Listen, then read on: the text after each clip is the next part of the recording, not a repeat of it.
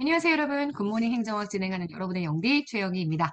자, 우리 오늘 11일차 엘리트 이론에 대한 내용 들어가 보려고 합니다. 오늘은 엘리트 이론, 내일은 다원주의 이렇게 두 개 해서요.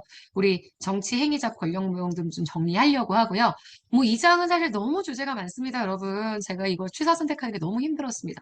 다음에는 한 100일 대비로 해줘야 100개 주제 이렇게 골라야 될 것 같아요. 근데 일단 다음은 생각하지 않기로, 우리는 어차피 오래 다 붙을 거니까 다음은 생각하지 않기로. 일단 중요한 주제들 저희 지난 22년에 진행했던 공무원이 행정학이 진짜 많으니까 좀 확인해 주시고요. 제가 여러분 일요일까지 하는 이유 중에 하나가 뭐야?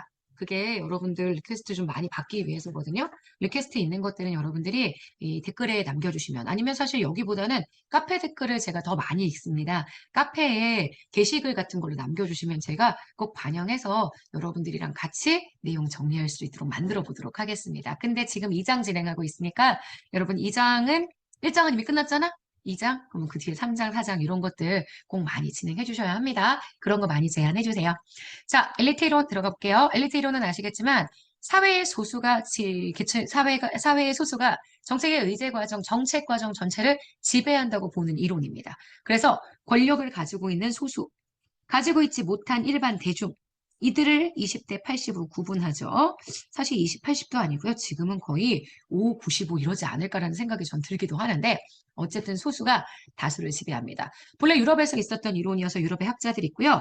미국에는 원래 미국은 다원주의가 더 활발했던 국가였는데 1950년대에 밀스라는 사람이 아시겠지만 전국적 차원의 연구를 통해서 헌터라는 사람이 이 밀스 연구의 영향을 받아서 지역적 차원을 통해서 연구를 진행했습니다. 그래서 밀스의 접근법은 지위 접근법, 헌터의 접근법은 명성 접근법이라고 합니다. 실제 문제가 이런 것도 물어보는데요. 밀스는 정치 엘리트와 기업 엘리트의 정경유착 생각해요. 하지만 헌터는 정치 엘리트 얘기는 없고요. 대부분 기업 엘리트에 대한 얘기들 중심으로 설명을 합니다.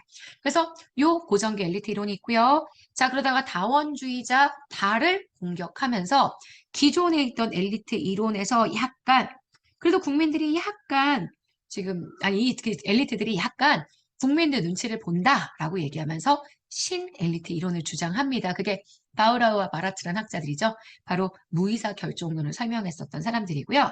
딸의 뉴헤이븐시 연구를 비판하면서 권력의 두 얼굴을 이야기하죠. 뉴헤이븐시 연구는 아시겠지만 뉴헤이븐시에 있던 권력자들이 국민들 눈치를 본다예요, 결론이.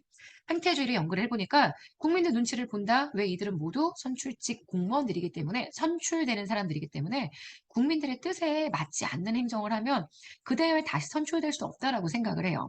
자, 그러니까 그 부분에 대한 비판을 하면서 네 말 맞아. 권력에는 밝은 면이 있어. 글쓸게. 요거는 니들이 얘기하는 것처럼 다원주의적인 요소가 있어. 국민들이 실제 니들의 의견을 듣는 것 같아. 아니, 니들이 실제 국민들의 의견 듣는 것 같아. 하지만 권력에는 어두운 면이지. 이 어두운 면은 절대 자기들에게 기득권 도전하는 영역들. 엘리트들이 절대 어두운 얼굴을 보일 때가 있는데 그게 기득권에 도전하는 무언가의 의사결정이 나타날 때라는 거예요. 결국 지배 엘리트의 이해관계가 일치하는 사회 문제만 정책 의제화시키기 때문에 결국 이익 집단들의 의견이 되게 많이 반영되는 것처럼 보이지만 실상 진짜 중요한 내용은 이익 집단들이 접근할 수 없다. 의사결정자의 기득권에 도전하는 잠재적 도전을 억압, 방해하는 의도적인 무결정을 하는데 이게 모든 정책의 단계에서 되게 다양한 형태의 방법으로 나타날 수 있다라고 보는 게 지금 보시는 신엘리트 이론의 특징입니다. 자, 그러면 엘리트 이론에 관련된 선지 좀 볼게요. 자, 신엘리트 이론에 대한 설명으로 옳지 않은 것. 엘리트들에게 안전한 이슈만 논의하고요. 불리한 문제는 거론조차 못하게 합니다. 무의사 결정론과 밀접하게 연결이 되어 있고요. 조심하셔야 되는 게 이 신엘리트 이론 이전에 있었던 일반 엘리트 이론. 이게 유럽에서는 모스카나 미엘스 이들에 의해서 연구가 되고요. 미국에서는 밀스나 헌터에 의해서 연구가 됩니다. 둘 다 신엘리트 이론이 아니라 그냥 일반 엘리트 이론. 저는 순수 엘리트 이론이라고 표현을 하는데요. 어쨌든 수정되기 이전의 고정적 엘리트 이론의 특징입니다. 그래서 요거 들린 선지. 정책 권력에 영향을 미치는 정책 결정에 영향을 미치는 정치 권력엔 두 가지 얼굴이 있다고 주장합니다. 이 가운데 하나만 고려하는 다원주의 비판했고요.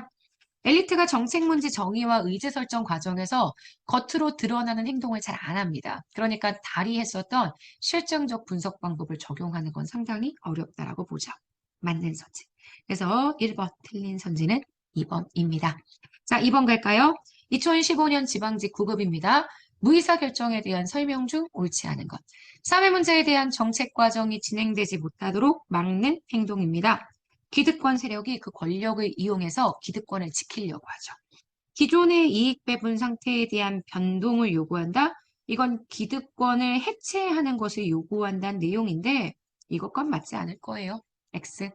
자, 3번입니다. 기득권 세력의 특권, 이익, 그리고 가치관, 신념에 대한 잠재적, 현재적 도전을 좌절시키는 걸 의미하고요. 변화를 주창하는 사람으로부터 기존에 누리는 혜택을 박탈하거나 또는 이들을 새로운 혜택으로 제시해서 매수하는 것들. 이게 무이사 결정의 방법으로 언급될 수 있는 내용들입니다. 맞는 선지가 될 거예요. 정답이 되는 틀린 선지는 그래서 2번 되는 거 보실 수 있습니다. 자, 여기까지 보시면 우리 굿모닝 행정아, 우리 오늘 벌써 11일차였는데요. 11일차 마무리하게 됩니다. 내일 꼭 당원주의랑 같이 연결해서 봐주셔야 하니까요. 오늘도 그랬겠지만 내일도 아침 분방은 아니지만 녹화분이긴 하지만 아침 업로드되는 시간 사수입니다. 아시죠? 자, 우리 내일 아침에 만날게요. 여러분 오늘 하루도 여러분 거예요. 안녕.